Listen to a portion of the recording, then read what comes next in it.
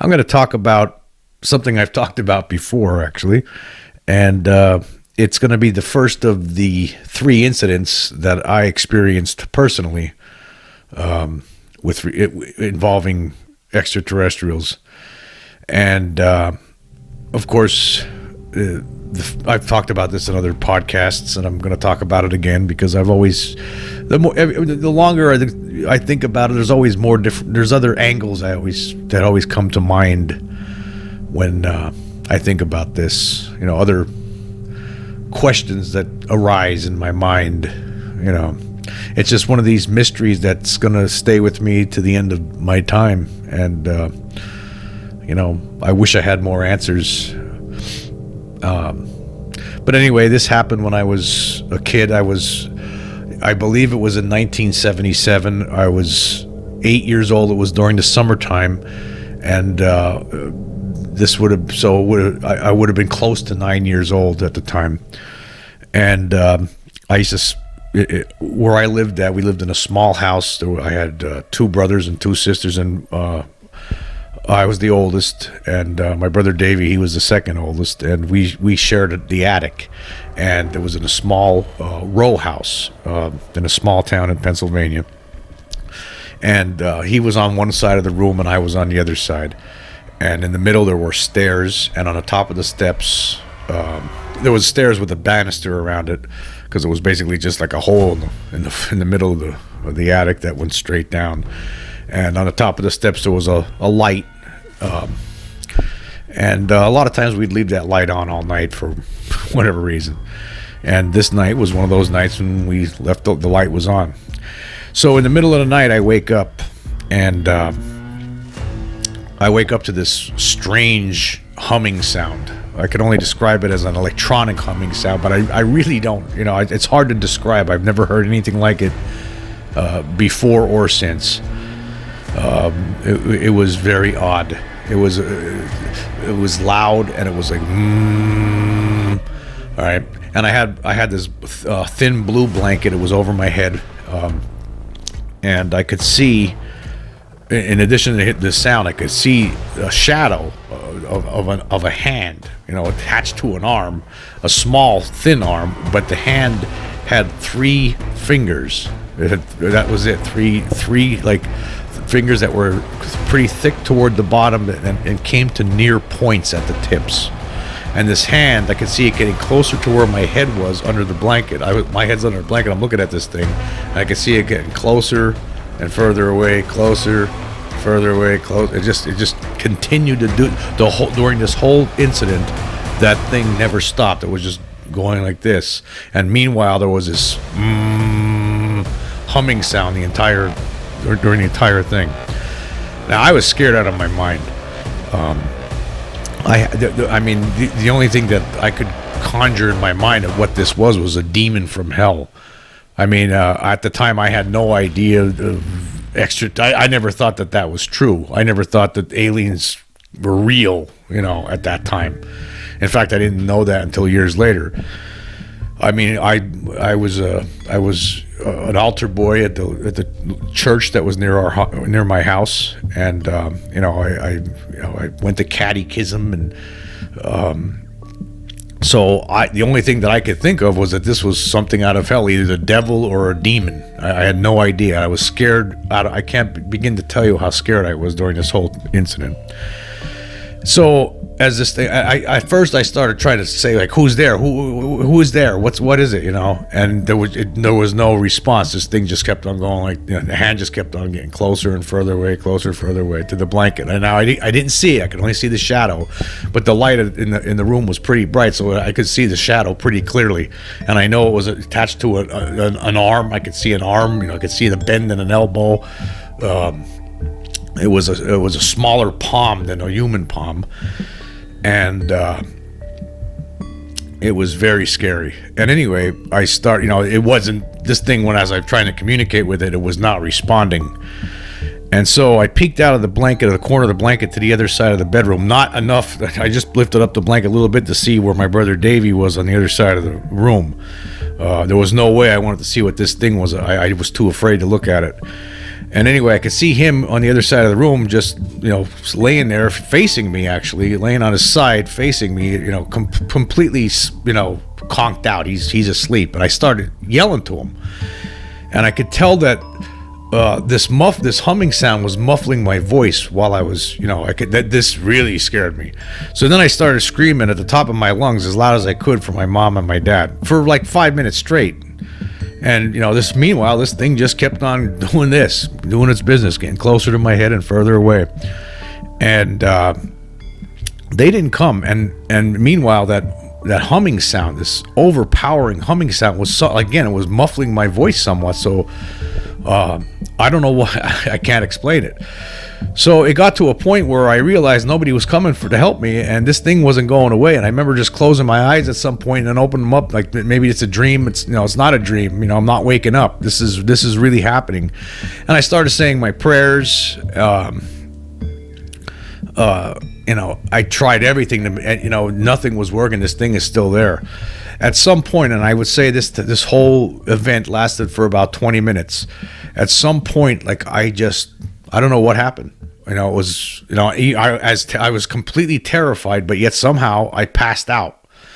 And when I woke up the next day, I was like, oh my God, there's nothing here. It's broad daylight, and I was like 9:30 in the morning, and everything seems fine. But I'm scared. I can't believe what happened. I went down, running downstairs, telling my mom what happened. She kept on insisting that this was a dream, and I'm telling her, I kept on telling her over and over again, this is not a dream. I was wide awake. There was something in the room last night. I'm telling you, this is what was going on.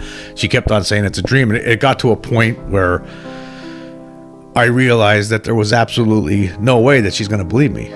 I'm just a kid, I'm thinking, and she's not going to believe me.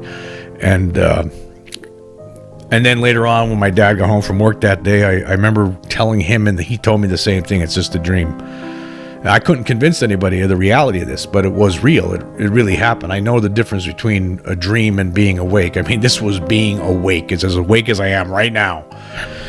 And extremely terrifying.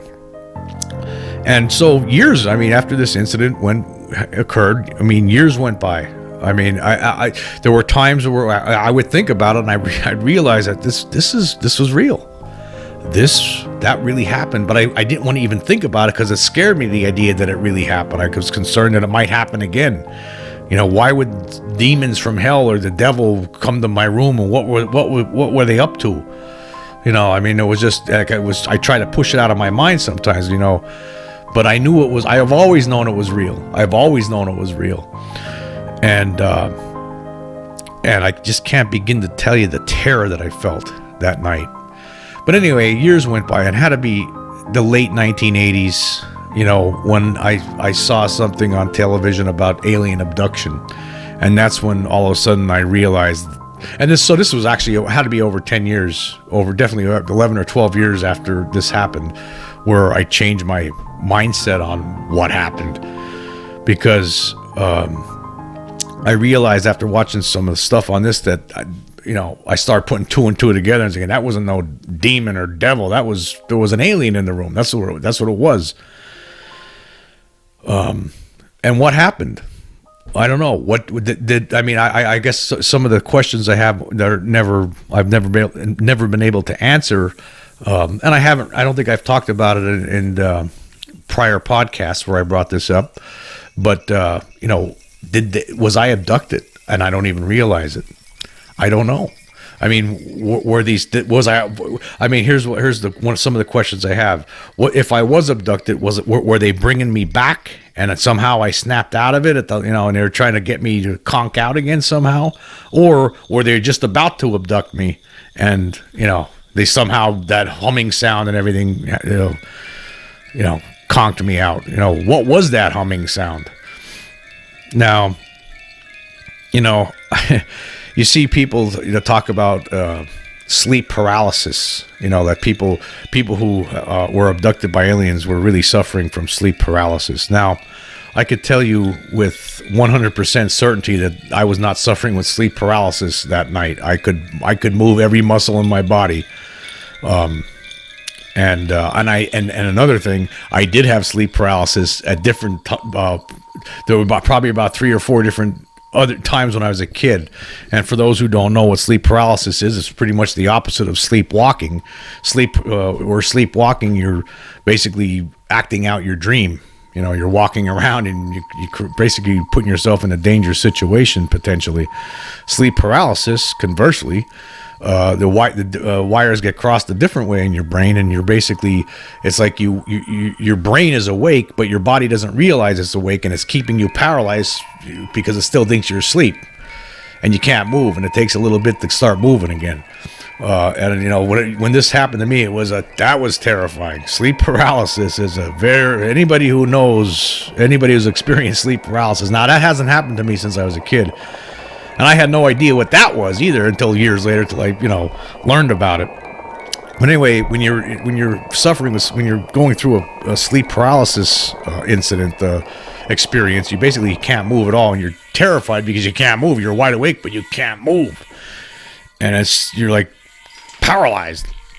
And I remember for me, I would snap out of it. I'd be able to move all of a, like I'd concentrate on trying to move my pinky or something, and my pinky would move, and finally I'd come out of it finally. And actually, I remember sometimes I would have this happen, and then I would thank God it's over with, and I would start falling back to sleep, and all of a sudden I'd be in sleep paralysis mode again, and I'd have to come out of it again. I remember that's how it happened to me a couple of times. When about two of the times that it happened to me, it happened like double in a row.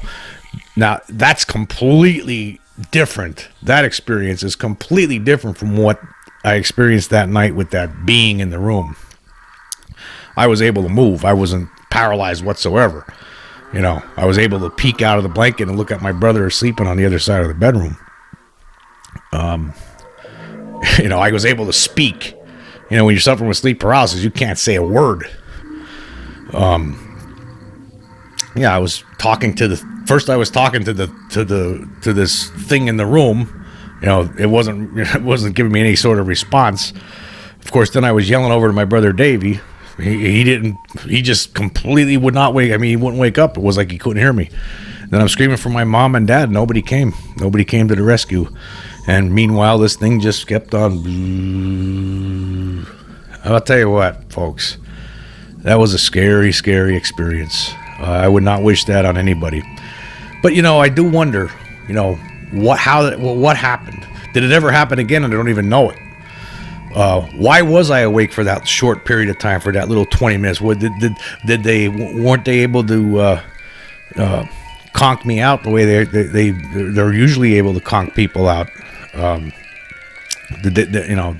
I guess they're not infallible, these beings, but they were not able to, for whatever reason. I don't think they wanted me to know they were there, or it. I don't know how many there were. I know there was at least one. I know there was at least one of these beings in the room, and it was definitely there, and it was definitely not human. And I know although I did not see it. I did not pull the blanket down. I know that it was there. I could clearly see the shadow of this arm, above the blanket. In a way, I do regret not pulling that blanket down. But then again, I wonder to myself, maybe I did, maybe I did, and that part's blacked out or something, because I don't know what happened. At some point, I did black out. From what, I don't know how. I was so petrified, and the adrenaline was running so high, I can't see how I fell asleep, and it was just a weird experience, because the next morning when I woke up, it was like, I realized that, this was going on, and something happened that there's no way I could have just fallen asleep with how scared I was. But I did.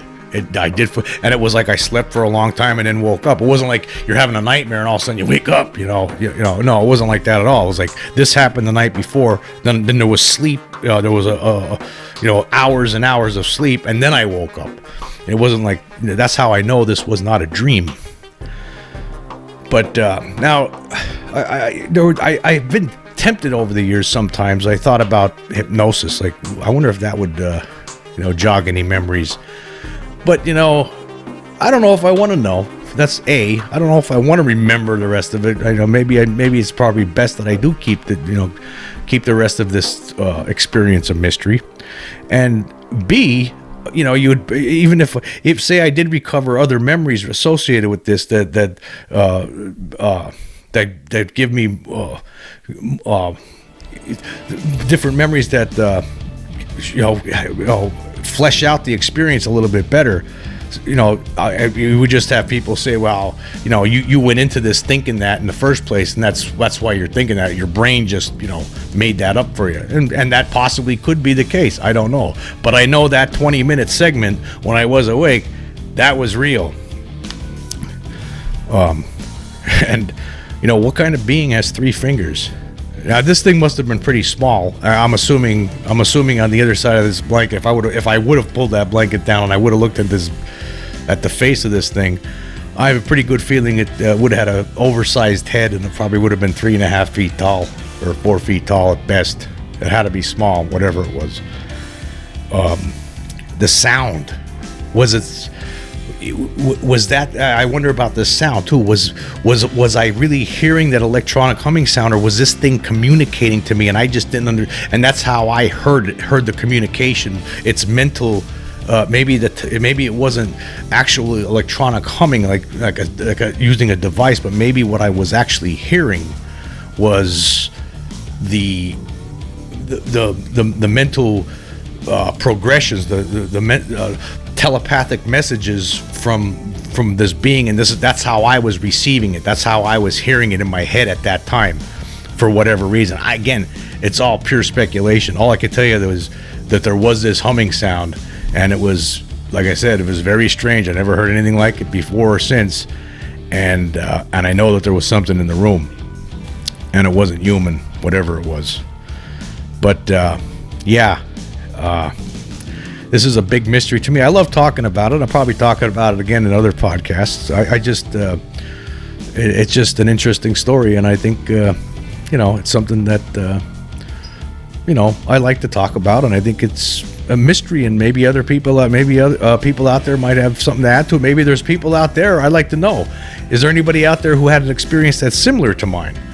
My experience wasn't like a full-blown abduction, like something like Travis Walton relates, or Betty and Barney Hill, like they had.